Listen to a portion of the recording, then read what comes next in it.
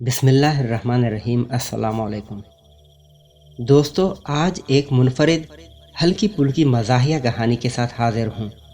امید ہے آپ لوگوں کو پسند آئے گی۔ اردو کی یہ کہانی اگر پسند آئی تو اپنے دوستوں کے ساتھ ضرور شیئر کیجیے گا۔ شکریہ۔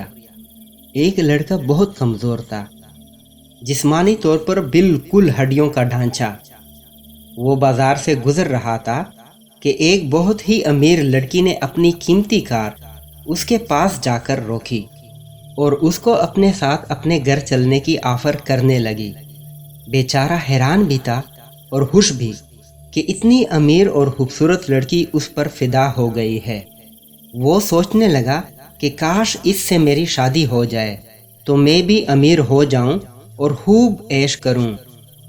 وہ لڑکی کے ساتھ چلنے پر راضی ہو گیا اور لڑکی کے ساتھ گاڑی میں بیٹھ کر اس کے گھر چلا گیا۔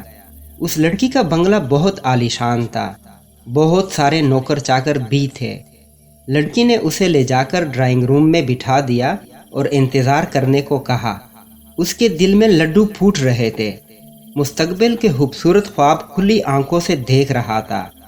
کچھ دیر کے بعد وہ لڑکی اپنے 2 بچوں کے ساتھ آئی اور بچوں سے بولی، دیکھو بچوں، اگر نیڈو نہیں پیو گے تو اس طرح کا ڈھانچہ بن جاؤ گے۔